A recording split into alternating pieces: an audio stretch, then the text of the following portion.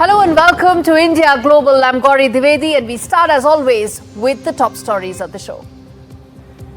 First up, after weeks of provocative and inflammatory commentary on India's northeastern states, New Delhi acts against Bangladesh, tightens screws on goods that come into India, blocks 11 land border posts, 92% of Bangladeshi garment exports hit. After a comprehensive defeat by India during Operation Sindoor, Pakistan Foreign Minister runs to China. Pakistan faced a drubbing as it used Chinese weaponry that was destroyed by Indian indigenous arms. What happens next? We decode. Trump administration plans to slap a 5% tax on remittances by non-citizens. The move set to hit a large part of Indian diaspora.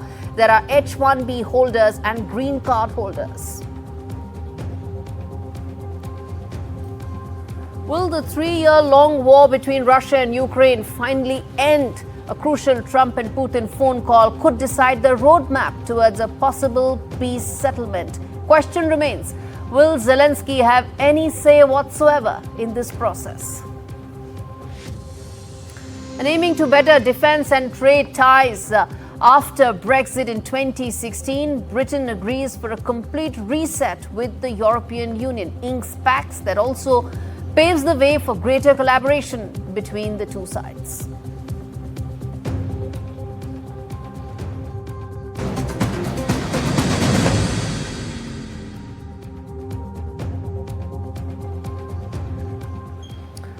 Viewers, one action, one stroke, and Bangladesh is left staring at a massive 9,000 crore rupee loss. Well, for weeks and weeks, Mohammad Yunus went on and on about India's northeastern states. From direct to indirect threats that continued about India's northeastern states being choked off from mainland. And finally, New Delhi has acted. It has turned the tables on China. It has cut off 42% of Bangladeshi exports to India overnight. Dhaka's $770 million export earnings have been very significantly hit. Why is this pivotal? Well, Dhaka exports 93% of its garments via land ports. And those land ports are now out of bounds as far as the Bangladeshi exports are concerned. The DGFT has slammed the door on this, restricting all ready-made garment imports to just two seaports, that is Kolkata and Nhava Sheva, where just 7% of garment exports actually come from. So what was once a very freely land border between the two sides, freely tradable, garments, processed food, plastics, all of it coming in, has now been completely choked. Now, why the hardball? Well, at the end of the day, Mohammad Yunus has to be blamed for it because, as I said, his commentary was threatening and directly threatening India's sovereign interests. Well, transit fees have also been slapped on Indian cargo. Dhaka's pivot to China is the reason why this is happening. And worst of all, Mohammad Yunus calling, as I said, India's northeastern states landlocked. So what's the message that India is giving? Very clear. You can't burn bridges and still expect a welcome mat. Bangladesh's garment industry, which is its cash cow, worth $700 million in India alone, is now completely cornered. As I said, land routes have a very small percentage to play in the overall pie. Now, if that happens at a time when Bangladeshi economy is going through its very significant downturn, the impact could be cascading. Impact could be cascading on both the employment, on the growth prospects, and of course will also further or potentially destabilize Mohammad Yunus's regime as well. It is unelected is one thing, its interim is another thing, but the fact that it is playing an active role in making people worse off by impacting their livelihoods is a completely different game. In fact, India, as it protects the northeastern states, it's also looking to protect the northeastern markets. And that is another aspect why it has decided to cripple Dhaka's one-sided trade tactics. The restrictions Dhaka thought would pressure Delhi have actually boomeranged. Now, after the blow, Dhaka says it wants to talk. Yes, after months of raising barriers, cozying up to Beijing, coming up with commentary that is threatening India's sovereign interests, Bangladesh's interim regime wants a dialogue. Looks like when the shoe's on the other foot, reality bites. And for Dhaka, it just did. 7 states of India, eastern part of India, called Seven Sisters. They are landlocked country, landlocked region of India. They have no way to reach out to the ocean. We are the only guardian of the ocean for all this region. So this opens up a huge possibility. So this could be an extension of the Chinese economy. Build things, produce things, market things, bring things to China, bring it out to the whole rest of the world. Let's turn attention now to the other important neighbor that we have, Pakistan. Well, it got a major drubbing after Operation Sindoor. 9 of Pakistani air bases completely demolished by India's indigenous weapons and their superiority on full display. What was Pakistan using? It was using the Chinese weaponry. So what is it now planning to do after Operation Sindoor? Though it's still on, but after Operation Sindoor's defeat, well, it goes to China, doesn't it? So that's what the Pakistani foreign minister is doing. He's off to China. Who knows what for? Maybe to get more of those weapons, well, which have been defeated very significantly by India. But what could be the larger implications of this, given the fact that it opens, of course, another possibility that we've been in India have been saying for a while in terms of the collusion between Pakistan and China. More importantly, the messaging that Pakistan is trying to send by going for its first foreign visit to China and, of course, looking at a tripartite meeting, trilateral meeting between between Pakistan, Afghanistan and China. Ramifications of that, the impact of that is something that we will decode. But first up, I want to get in my colleague Shivaru to understand from him the optics that are at play here and what is it that we should now be watching out for. Shiv. Well, the optics are actually quite terrible for Pakistan, Gauri, because Ishaq Dar, who is the foreign minister of that country, as well as the deputy prime minister, has had an especially rough week. Not only has his country, been at the receiving end of, a historic military operation by India in a non-war scenario, where virtually their entire military had been paralyzed and they had to come to the ceasefire table.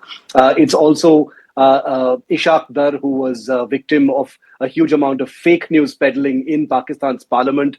So he's been exposed to be a little bit of a motor mouth, a little bit of a cartoonish character here, who is the deputy prime minister of that country. And as protocol demands between, a master state and a vassal state, he has been summoned to China for briefings and to provide information as to how, India was able to pin Pakistan down so convincingly and so persuasively in such a short time, in just a matter of, a few hours and days. Remember that China has a lot to worry about in this stance because, war is a serious business. Weapons are always to be taken seriously. But there is, very significant reason to believe that Chinese weapons mostly performed suboptimally in Operation Sindoor, as a result of which Pakistan was not able to put up a credible defense to the Indian offensives. So that's another, piece of conversation that will have to be had between China and Pakistan. But overall, I think both China and Pakistan will have to be trying to figure out what the next dynamic is. Because let's be clear about one thing, Gauri, and you know this better, being a China expert yourself, that this ceasefire couldn't have happened without Chinese blessings. Pakistan's, military offensive against India, against population centers, couldn't have happened without some kind of facilitation by China. They use Chinese drones, Chinese missiles, Chinese air defense systems, Chinese aircraft, Chinese artillery in Kupwara, where I reported from. And therefore, China has a lot to answer for as well, given that it was these instruments of defense that were used to target civilian centers here in India. So India will, of course, be looking very closely at this relationship between China and Pakistan. But let's make no mistake, the rules of engagement have changed. And there are real implications for China as well. And I think this meeting between Ishaq Dar and his counterpart in China, Wang Yi, will hopefully reveal more.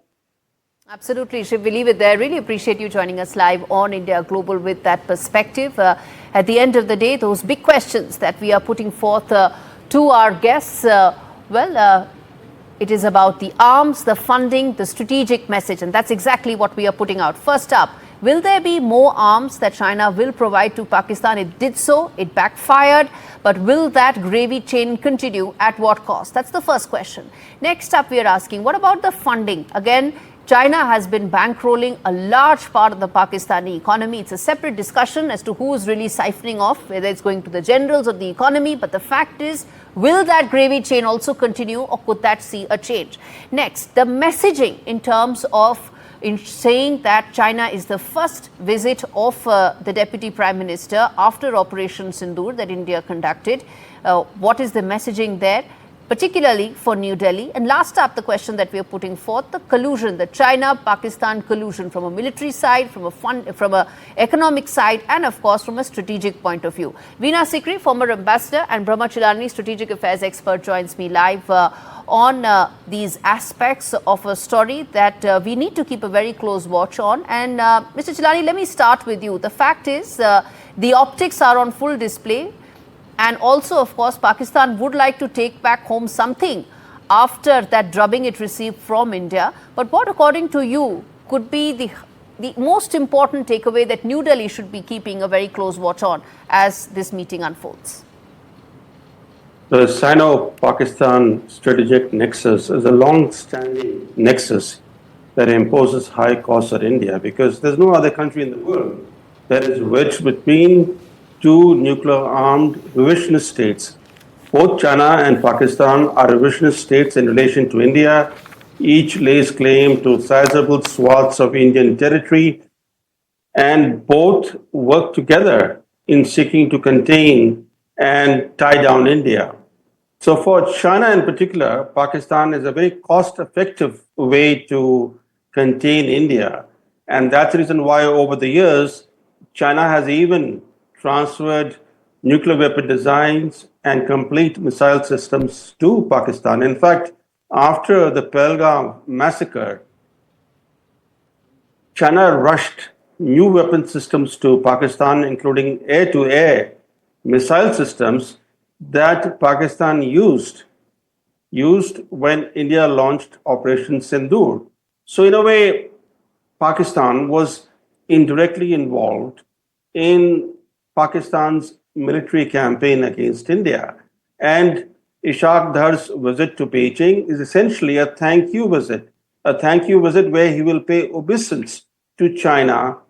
And the Chinese Foreign Ministry today in a briefing said that it reiterated that Pakistan is China's all-weather strategic friend, Yes. and that China is ready to work with Pakistan to further strengthen the close ties between the two countries. So it's clear Yes. that despite India's efforts over the years to break this nexus between China and Pakistan, that nexus has only strengthened.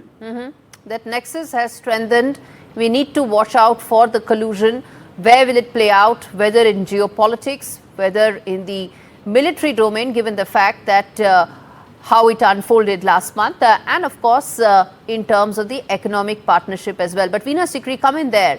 What is it? What is the kind of commentary that you would be watching out for when this meeting ends? Well, let me say first of all that Pakistan must be extremely embarrassed, and so must China be, because of the poor performance of the weaponry, the missiles, the air defense systems supplied by China to Pakistan. I think this is a matter of great commentary, not only within Pakistan India, could be embarrassed, but it could also be the Chinese defense companies who would be going back to the drawing board that they are getting defeated by Indian indigenous weaponry. Absolutely, and we know that their stocks have absolutely taken a nosedive, Yes. the Chinese defense companies, after this. And the way in which the duds, we know that in Punjab and Jammu and Kashmir, duds, unexploded missiles sent by Pakistan, obviously of Chinese origin, have landed and are now in Indian hands, and which will give us a good intake into what these missiles are all about. I think this is a great embarrassment, both for China and for Pakistan. And India's superior performance, India's superiority in overcoming all these, support that China is giving to Pakistan, and establishing our own superiority with the Akash Tir, with the BrahMos missiles, with the S-400s. I think this has been a great victory for India, and this is something that will definitely be on discussion, number one. Number two, I think Pakistan has been greatly embarrassed by the support that Afghanistan has extended to India at the time of the Pahalgam, immediately after the Pahalgam attack on innocent tourists.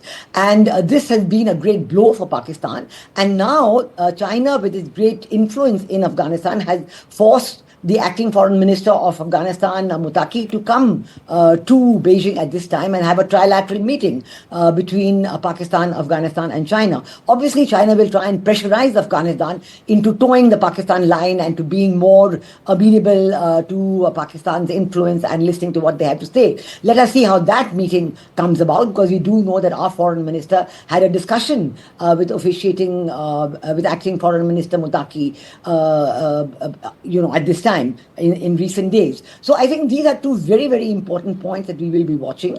I think the global embarrassment that China has suffered because of the poor performance of weaponry, the great misinformation that Pakistan tried to launch, its defense minister was caught saying that. But make no mistake that whatever Pakistan did during Operation Sindoor that India launched was in complete connivance with China, or at least they kept China completely in the loop all throughout. So this could also be exchanging notes, deciding their next course of action, and of course also the whole Pakistani propaganda that Islamabad launched, how it got busted, and what their next steps should be. Brahmachilani.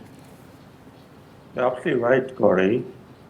The Pakistanis dependent on Chinese critical technologies, including satellite reconnaissance, to target Indian sites. That was the extent of the Sino-Pakistan nexus when India launched Operation Sindoor.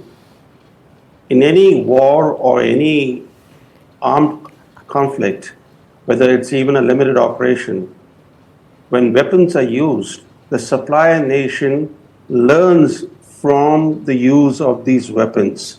If Pakistan's air defenses were found wanting because Chinese air defense systems didn't work as Pakistan had anticipated, it'll give China now the opportunity to improve on those air defense systems.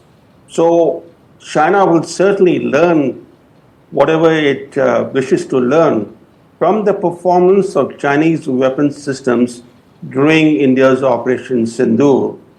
The important point, as you underscore, is that this collusion between China and Pakistan, that collusion is now pretty strong and poses a potent threat to India.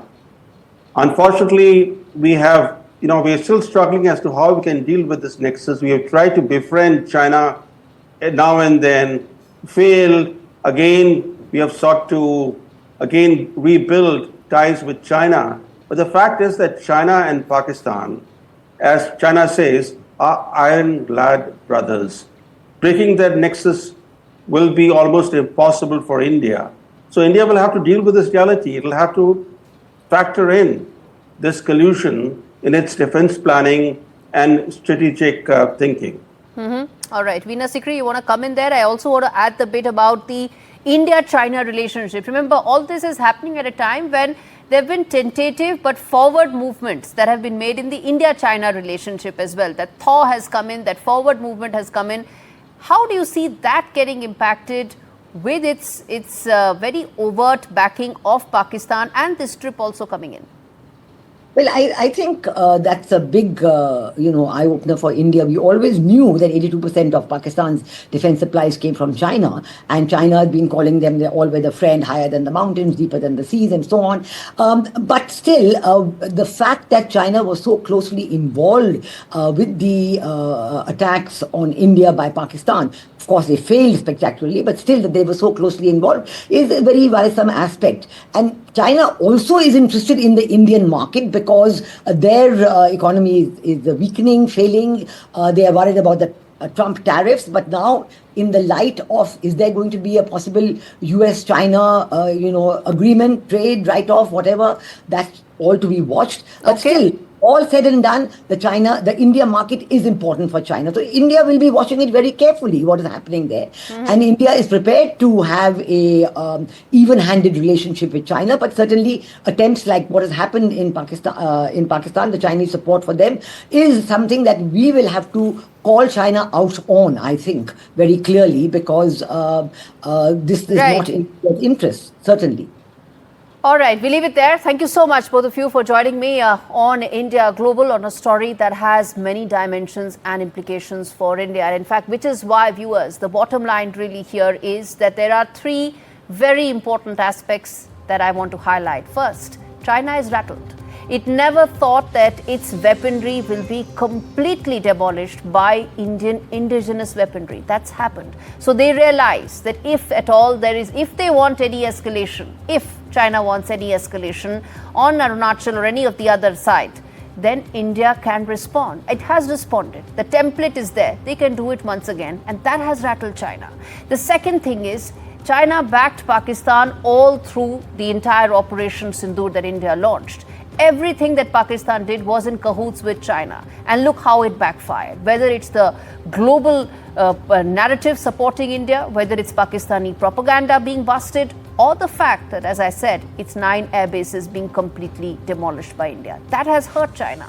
That is something that they're going to discuss in that meeting. And lastly, they will send out a very clear message that they would want to back this relationship further. It's up to India now to decide how it views the India-China relationship at a time when the global order is looking the way it is. All right, on that note, well, viewers, it is time to slip into a very short break. We come back on the other side with a lot more that is there.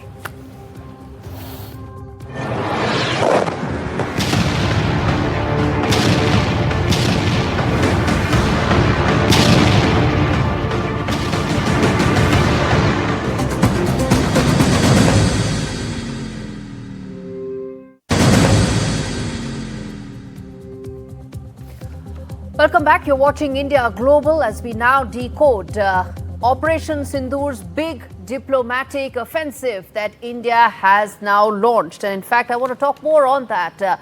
The multi-party delegations that the government has formed. What is the reason for that? Those 7 delegations, 32 nations, including the EU, where they will go. One diplomatic motive. What is that? Why is it that India is undertaking this massive diplomatic offensive? Well, there are 4 clear reasons for that, viewers.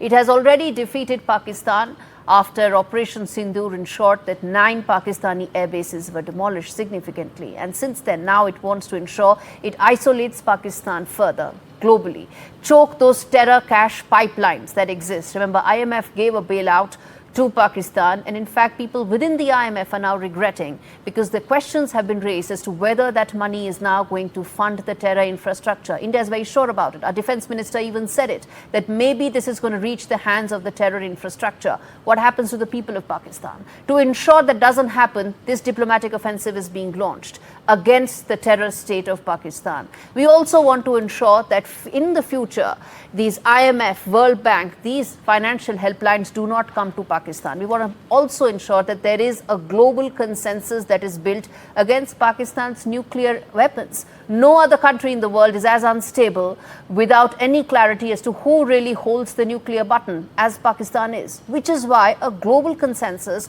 on Pakistan's nuclear weapons is important. How do we build that? We build that through this diplomatic offensive that India is trying to do. And lastly, there has to be a global action against Pakistan's terror factories. Remember, Operation Sindoor started because of Pahalgam, and that Pahalgam terror attack that shook and scarred India's psyche.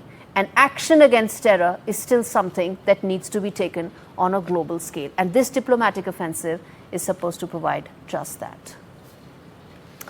All right, viewers, on that note, we slip into a very short break. Up next, Trump's tax remittance policy and what effect will that have on the Indians in the US? We come back and decode.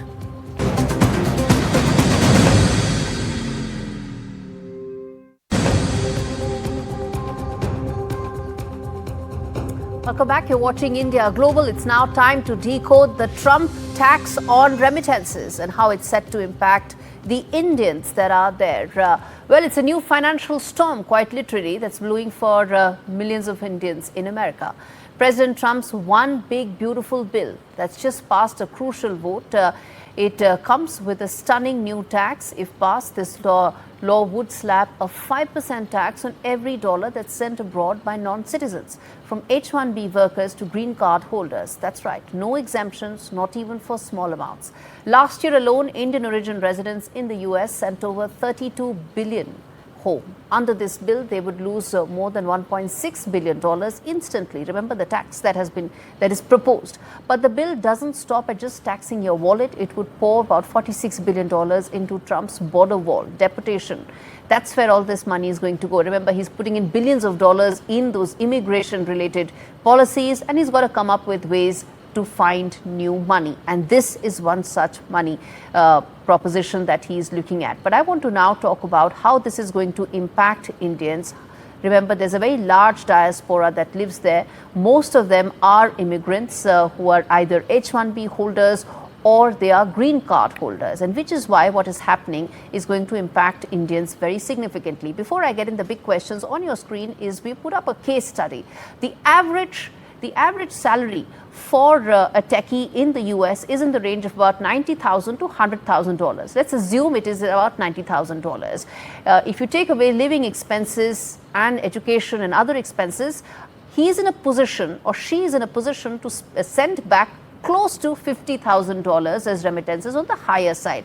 If she's able to do that, then the tax would be 5% on this amount, which is $2,500, a little over 2 lakh rupees. Why? Why is this being taxed? Why skilled labor is being targeted? Those are some of the big questions that we're going to put forth. And let's quickly put that out before we get into important voices from the diaspora to decode this. Well, first up, why is it that NRIs are set to face the heat over this new tax? The scale of the impact is the next question that we are putting out. Next up, make America wealthy again is a burden that rests on the shoulders of the high-performing, high-skilled Indian immigrants. And lastly, how will this impact the Indian techies, the H-1Bs? And the big question that we must always, of course, also point out and ask, which is that, is the American dream in its present state over for a lot of those Indians there? Joining me are two very important diaspora voices to understand this in greater detail. I have with me Dr. Bharat Barai, who's the chairman of the US India Community Foundation, and Pramit Makode, president, Global Citizen Forum, co-founder of the Boston Center of Excellence. Thank you so much, gentlemen, for joining me on this edition of India Global. Dr. Barai, let me start with you, sir. If this tax does come through, it will be a bit of a blow, isn't it, for people who want to work there and send back money, isn't it? I think this is ridiculous. For US budget of $7.3 trillion, it's going to add something like $2 billion to $3 billion total, all the remittances. By the way, the Mexicans are number one when it comes to sending the residences. And these are low-skilled workers who work in the farms or in the factories. And whatever is their savings, they try to send it to their families. In case of Indians, it's going to affect more people who are on green card, H-1B visa holders, or students who are working on OPT and trying to send their loan money back. So I think this is a very ridiculous thing, and it has not passed yet, except that last night, Sunday night in the Budget Committee, it was advanced to the full House for consideration. I hope it does not pass, but because this is such a small amount in the total thing, it may pass anyway. But this is very unfair, especially to the people who are making less amount of money and trying to support their relatives or trying to pay back their student loans. Indeed. Pramit Makode, you want to come in on there, your response on something like this. Gains may be very limited, but the downside would be disproportionate to all those immigrants wanting a better life for themselves and their family back home. And certainly, I do agree that this is going to be a setback to a lot of Indian Americans who are living here. But we need to also understand the broader context that Trump 2.0, it was very clearly mentioned that it is going to be America first. It is going to be make America great again. And he has very categorically said that one of the important tasks is to make the balance sheet right. We have 34 trillion plus dollar of deficit. So there will be many more measures that we will see. But the good part here, what I see is that this is not an executive order. So you still have a chance that we can debate, we can lobby, and people like me and Barai Saab and many others, including the diplomatic channels of India, we need to use that and make sure that we talk with the congressmen, we talk with the senators, and tell them the human side of it as well. That Indian Americans, when they come to America, mostly on H-1B visa workers who will get impacted the most, they are not coming to America just by themselves, because America has a shortage of skilled labor, and that's why we are here. And if we are contributing significantly to the American economy, that's where we need to be seen in a different angle, and we need to educate the congressman. And there is a good chance that we might be able to reduce this percentage. We are talking about right now 5% of the Yes. remittance tax, or there is a chance that we can reduce it, or we can get the recredit back, because it is not just the remittances right now. There are, as you have mentioned, the path to citizenship or path to green card is a very long path in America. So many of them who worked here for 6 years, 8 years, even 10, 12 years, they don't get a citizenship. They have a significant contribution to their 401k account, to Absolutely. their IRA account, and to their social security account. Now, if the legitimate account that they have and the savings that they have, Yes. where the America is not giving any benefits and reaping the benefits of their contribution for so long, Yes. if that get taxed by 5%, it's totally unfair. It is So I think unfair, there is a good unwarranted. chance. Hold Yeah. your thought there, sir. I want to get in, Dr. Barai, on the fact that what are the possibilities of something like this actually going through? Because, like you mentioned, even the Mexican political leadership, Mexican president is extremely upset. There's a very large section of Indians who are, up in arms about a proposal like this. What are the odds of something like this actually passing through? Well, it may pass through, though we will try to get it overturned or removed, because it has a small impact in total US budget. As I said, about 2.5 billion out of 7.3 trillion of budget. Second thing, this tax applies to non-citizens only. So if I send the money as US citizen to my family, then it will not be taxed, but it will be taxed only to green card holders, H-1B visa holders, and people who are on student visa. Now, the way Trump has tried to put it in the budget, those illegal sending money abroad, so it has been put nicely to try to deceive the lawmakers, but it applies really to all non-citizens. So we'll try our best. I would say there is 50-50 chance that it will pass, because he will claim that this is the money that will be used for better control of immigration and building the wall. Let's see. We'll try.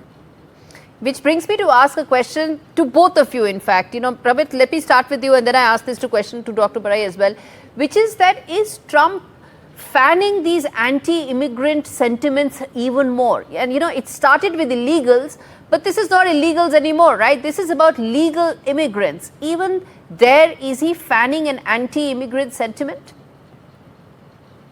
I think that one of the side effect of all these type of bills is there will be anti-immigrant sentiment that is definitely getting in more prominence, which is not good.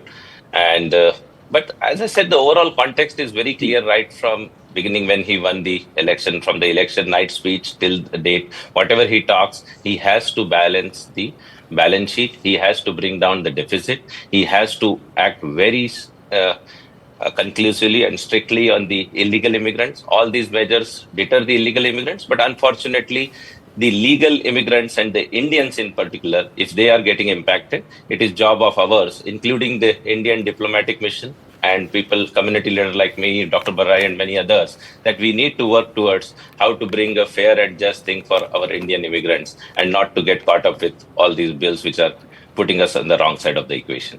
Dr. Barai, you want to come in there, sir, on the anti-immigrant sentiment when it comes to the legal community as well? This is kind of very strange. Trump's wife, she is an immigrant from Slovenia. Trump's mother, she was an immigrant from Scotland. His top advisor, Elon Musk, he is an immigrant from South Africa. Many of his technical advisors, they are immigrants from somewhere. So why he is trying to pitch it in? Now, he is not trying to call it against immigrants because many of these so-called immigrants are also US citizens now.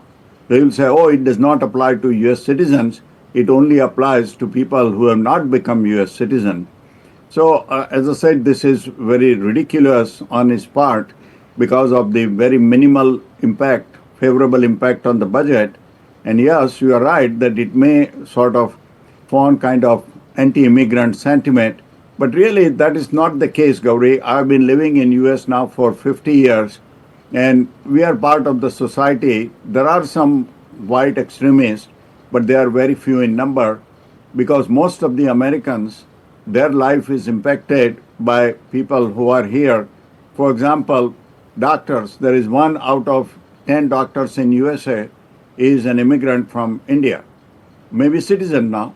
So they do come across people who are not white skinned for their medical care, and same way in the universities. So it's not so much of anti-immigrant, but Trump is trying to use this card for useless purpose of generating $2 billion in a $7.3 trillion budget. But you are right, it may sort of, this may be a work of so-called MAGA Republicans. That's a small section of Trump supporters called Make America Great Again, who are sort of considered white extremists. All right. Quick closing comments, Mr. Makwade, from you. Very quickly, sir.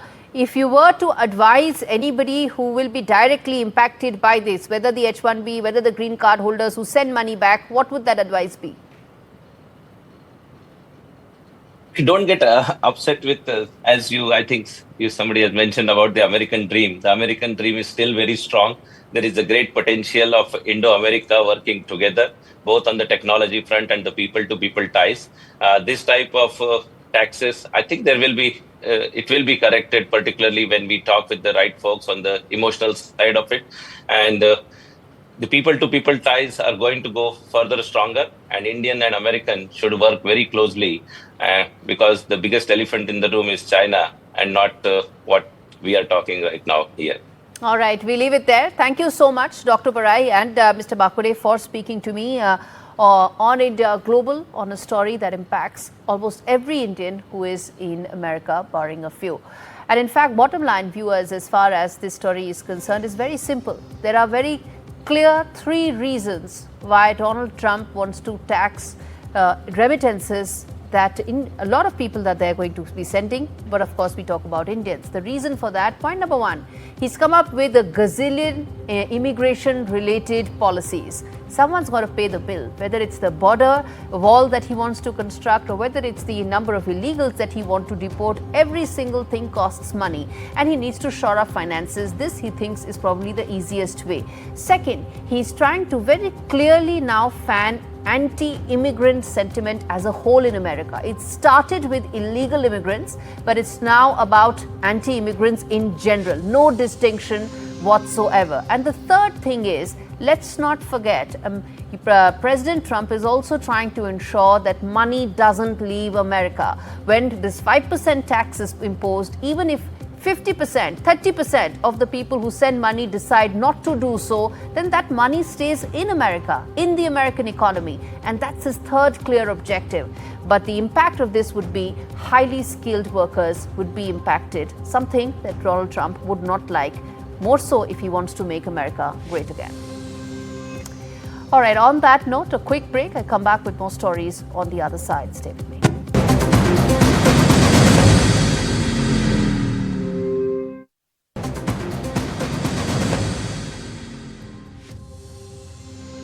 Board of Control for Cricket in India has decided to withdraw from all events under the Asian Cricket Council amidst recent tensions with Pakistan, as per Indian media. India has not played bilateral cricket against Pakistan since 2007 due to tense relations between the two sides. Both countries only play each other in international tournaments on neutral grounds.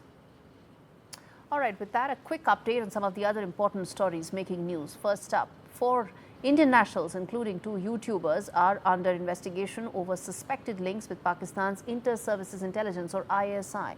The Uttar Pradesh Special Task Force has arrested a businessman named Shahzad from Tanda, accusing him of cross-border smuggling and espionage. In Haryana, YouTuber Jyoti Malhotra was held for allegedly being groomed by Pakistani operatives.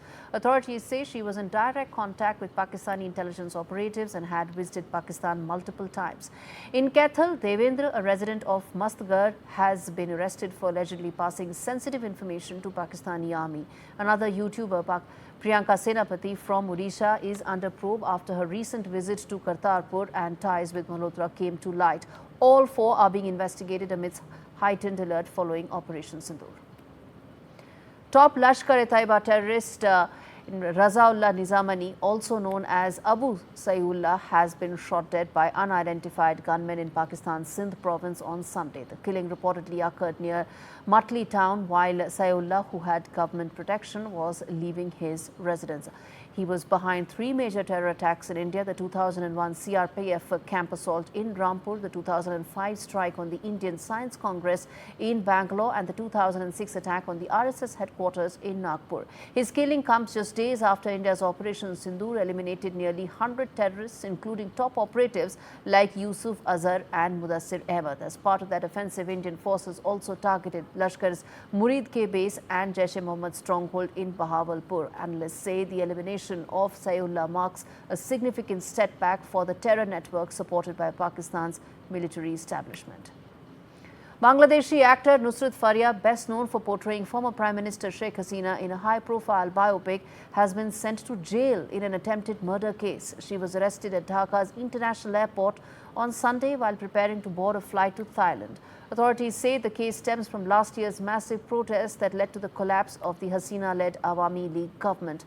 Faria was produced in court under heavy security. Her lawyer has applied for bail, with a hearing that's set for the 22nd of May.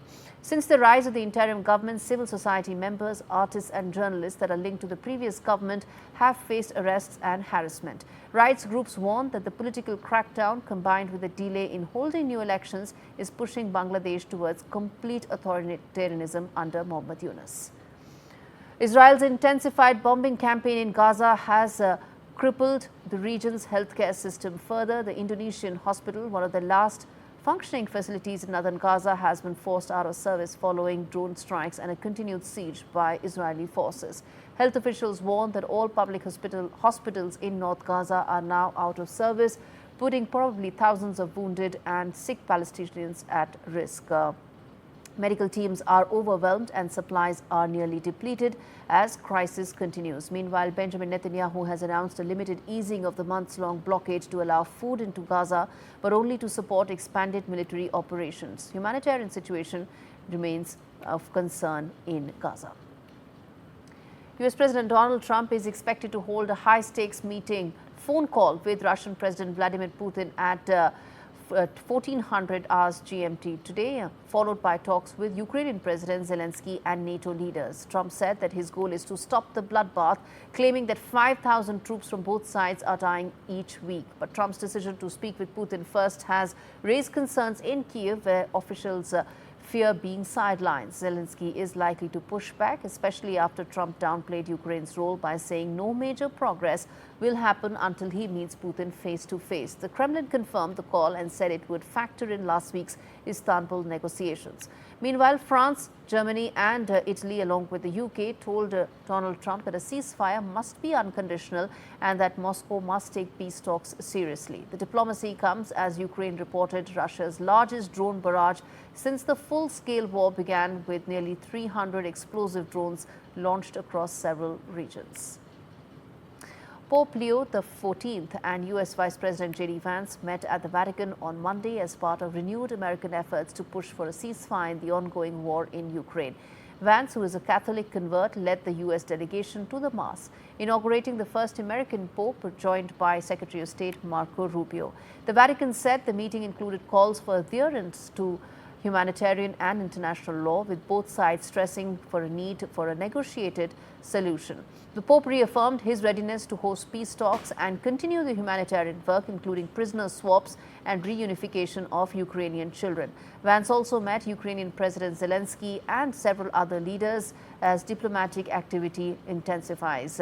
Italian Prime Minister Giorgia Meloni spoke to President Trump and European heads of state ahead of Donald Trump's expected call with Vladimir Putin.